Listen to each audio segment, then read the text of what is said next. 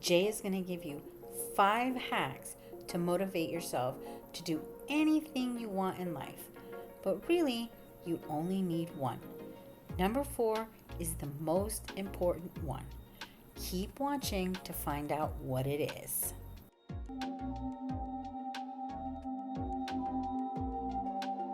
Okay, technically, you can motivate yourself to do anything that you want, anything you like truly desire. But you have to truly want it, right?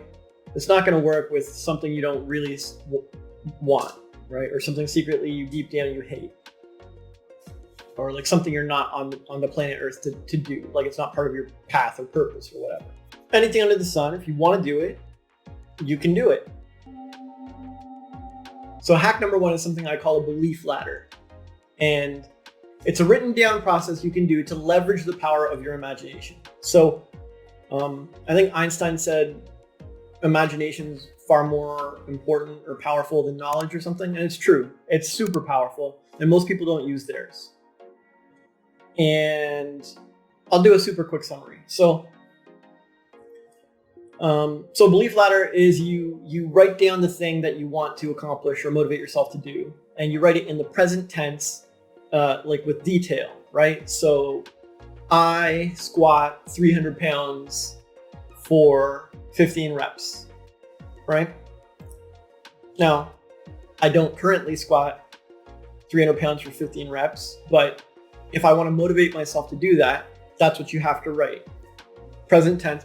Actually, you'd probably write, I squat 300 pounds for 15 reps easily, effortlessly, consistently, and frequently. Because you're not going to do it like once in a blue moon or something, right? You have to. So that's the thing. That's the peak belief of the belief ladder. It's the top rung of the ladder. And then you start down at the bottom rung of the ladder, and you can write as many lines as you want, but like for something like that, probably it's going to take 40.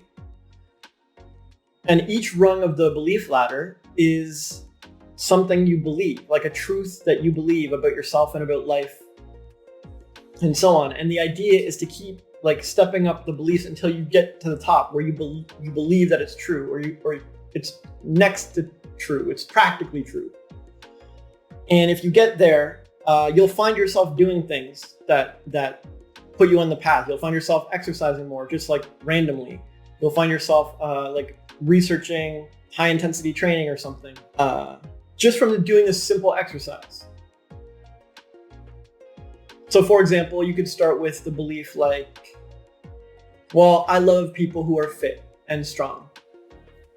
And that's kind of like it's a true belief, right? I do love people who are fit and strong. It's a good starting point.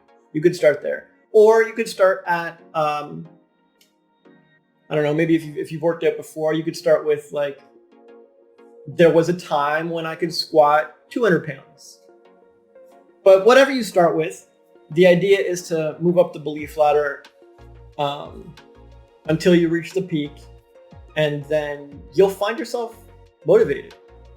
But it only works if you believe each rung and you have like a emotional feeling about it, right? Motivation is an emotion thing. It's a feeling thing. It's an inspiration thing. It's a attitude thing where you want to do something. So this doesn't work if you skip the steps or do them wrong, or you don't have the vibe or the emotion of it, right? I don't know. Maybe we like put a quick example of one on the screen or something.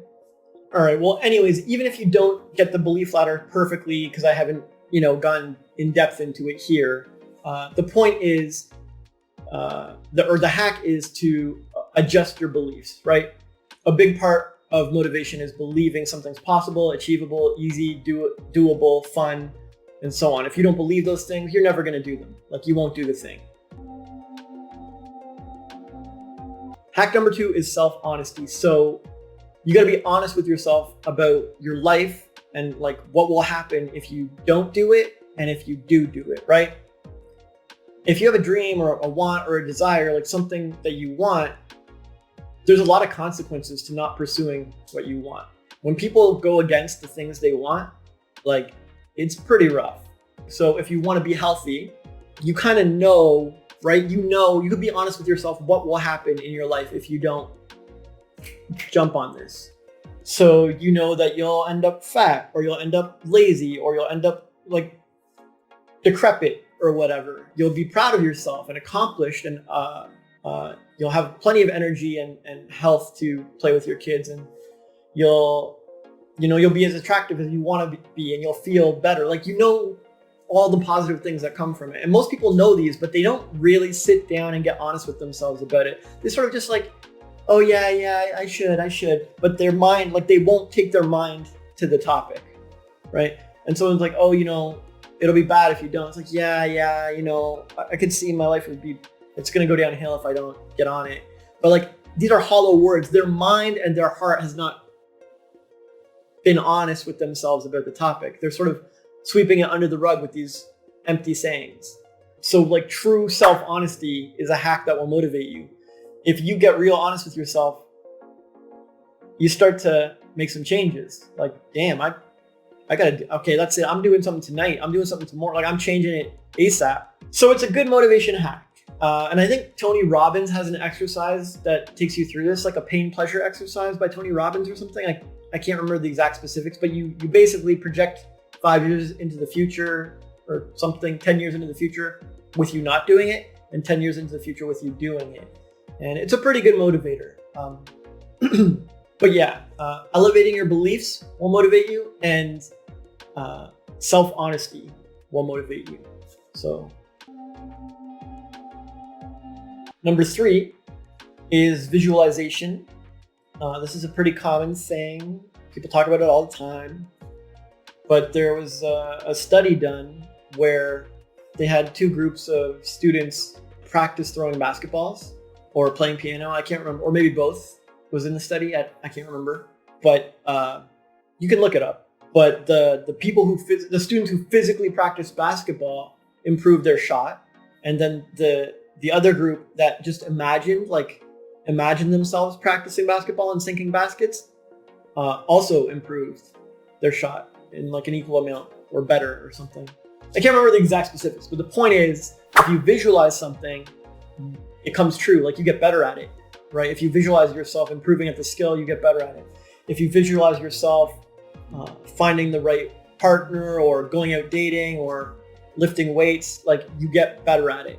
And it's pretty high leverage. It's a good hack because, like, you don't have to get up off the couch. Like, you can seriously visualize a lot of different things just from the comfort of wherever you are. It doesn't require much time or money or anything. But the trick to it is emotional juice. Like, you're like, oh yeah, I see myself throwing baskets. Yeah, I could see it. I could see it. Like, it's not gonna work. But if you can like see yourself in the stance, in the position, like feel the weight of the ball, and like see like the arc of your hands as you throw it, and like as it sails in. Or if you can see yourself like throwing plates on the bar and racking it into the squat rack, and then resting it on your shoulders, and like easing down with perfect form, and then powering back up with the weight. It's got emotional juice. It's like, okay, yeah, I felt that. And like, you get out of it what you put into it. If you visualize once, meh. If you visualize the same thing all the time, like if you put it in your morning routine and visualize it every day, this is me with my new body. This is me with my weight training. This is me with my basketball. Like, if you visualize it regularly, frequently, consistently, just like anything in life, you'll get better results, and you'll find yourself motivated. You'll be like walking on the street one day, and you'll see like a Good Life Fitness, and you'll just pop in all of a sudden. You'll be like, what? Or a friend will come over, and you'll be like, hey, you wanna go to the gym or something? Like, your motivation will be different. The way you behave will be different. Visualization will change it. It does work. It's proven like 1 billion times over. It's a great hack, as long as you don't half-ass it. Number 4 is practice doing what you want. Make a habit of doing what you want. So if you want to motivate yourself to do something, motivating yourself to do something is pretty lame anyways, right? You want to be inspired to do things. You want to go with the flow and do what feels right to you and do what feels good to you. You don't want to motivate yourself to do stuff. Like, if you want to do something big, like buy a new house or start working out or whatever it is. These are like big changes in your life. They're turning points for people a lot of the time. If you have a bad habit of not doing what you want, on the little things, then when it comes to the big things, you like it'll be a no-go. Like your body, heart, and mind will all be like, what? Like, dude, you can't even eat the food you like, or like wake up at the time of the day you want. So how are we gonna let you do this giant thing, right? You've set yourself into like a groove of not doing what you want. You've trained yourself to not do what you want. You've basically demotivated yourself for many things, not just one thing. And so then when you finally go to the thing that you want, the big thing, the awesome thing, it's too late. Like you're behind the 8 ball. Like you got so much demotivation to work through. Like you have the habit of being demotivated and not doing what you want. So this hack of doing what you want like has lots of repercussions. It spreads out to everything. If you eat as much food as you want, or eat the type of food that you want, or go to the social gatherings that you want, and don't force yourself, like say no to the ones you want to say no to and go to the ones you want to go to. Like it seems like such small things, right?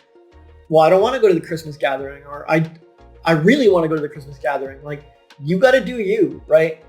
And if you build up this habit of doing what you want on these small things, when it's like, you know what, it's time for me to get in shape, you'll just do it. Like, because you have to prove to yourself, you have a trained habit that you always do what you want. And if that's what you want, it's so be it. That's what's going to be done. So this is a super good hack that most people neglect because it's not flashy. It's not like a little exercise you can do. You just have to pay attention to your life, get your shit together, and do more of what you want more of the time, and like retrain yourself to be someone who does what they want. So number 5 is music, because life is a vibration-based thing, right? Everything's vibration, everything's frequency. Even like the solid matter we have is all vibrating at a certain frequency.